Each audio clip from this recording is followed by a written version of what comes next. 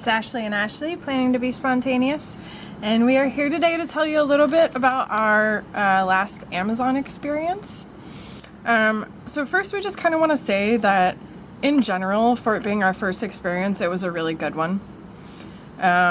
We were amazed by the ease of the process. Initially.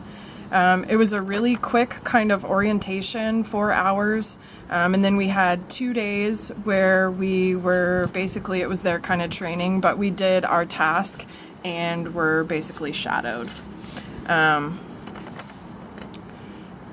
only really kind of hiccup, which wasn't really a hiccup that we initially saw, was that the management there, because it was their first time doing Amazon at that location in Indiana,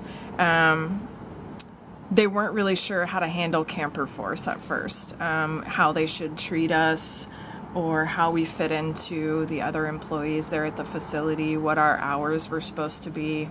But it wasn't really a huge deal for us. We knew our task, so we kind of just went in and did our job and left every day. Yep. And our job there when we started was picking. Yep. Glorified some grocery shopping. Basically. The thing with that job in particular is it can get mundane at times. But other than that, like, you have a scanner, it tells you where to go, you pick an item, you throw it in a bin, you put it on the conveyor belt, it's gone. And it is, I mean, it can be, you know, a little bit lengthier. It tells you, like, what section of the warehouse to go to, what rows, what bin you're going to. So it is a little bit of a process. Yeah. And then, kind of as a logistics person, their processes and some of the way that they handle things, it was really amazing to see. And then there were other processes where it makes you cringe and your eyes twitch and you're like, what's going on? You're like, why isn't this better for such a big company? Yeah, you would think some of the processes, but they were always trying to improve upon them and make them better, which was nice. Another thing about picking is when you think about shopping on Amazon, you know, a lot of times you type in a specific thing and it pops up, but then it's like, oh, similar items, other things that you might enjoy, and it's kind of overwhelming just sitting behind your computer looking at Amazon. But imagine walking through a 1.2 square million foot warehouse with all these items at the palm of your hands, right? And it's kind of awesome because you see a lot of really cool things and then a lot of really strange things. We would see like some random things and then we'd start, you know, hunting each other down to show them because we didn't have any, like, you couldn't carry your phones or anything in there. Yeah. But, like, I would find this attachment for a bike. So your dogs could go with you when you're bike riding, and I'm like hunting her down, trying to find her. Trying to find her. But yeah, and then you find some really just random things. And you're like, why people order this? They actually buy this on Amazon. Yeah. Interesting. But other than that, we also got to train in some other departments. We got to do some rebinning, which essentially is just sorting out. So in picking, you put it into bins, and then in rebin, we get those bins and we sort it out by order.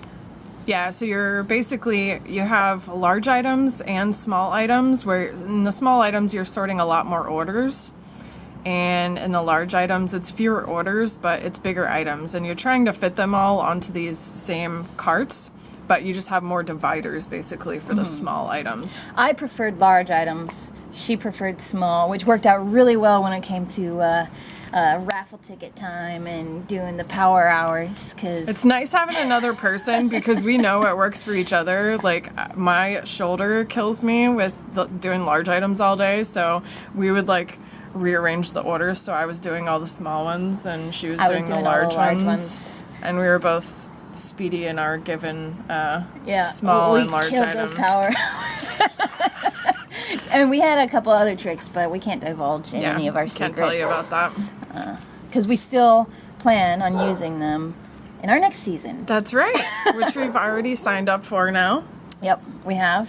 But if we didn't learn our lesson the first time, it's also in a new location. It's the first year they're doing it. Yeah, but thankfully it's a bit more south. Because honestly, the only issues that we had at our time in Amazon was the location where we were at. And not the location of the warehouse itself, but The campground. Okay. Well, the campground really is what it came down to.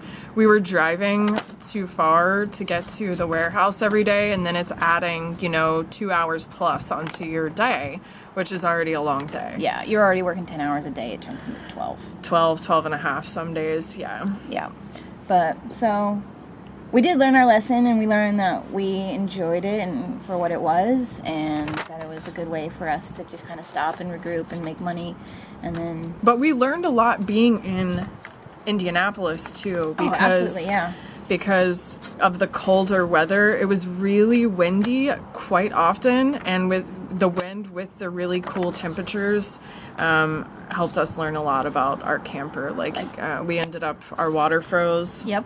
We got to get a heated hose. Yeah. We ended up learning how to skirt, not with an actual skirt. We used insulation, but which I think we do a little bit different next time now. But it taught us a lot of, and we never, our water never froze. We never had any issues after that, and plenty of other people were having issues still. So that was really it, and I think we enjoyed our time at Amazon, and we're looking forward to a new season in a new location. Yeah. So if you're interested at all too. About the CamperForce program or whatever, we can definitely answer more questions for you too. Absolutely. Thanks for hearing us out, and subscribe to our channel, and check out our next video too, which is about making a little bit more money while we're here in North Carolina and Virginia as well. So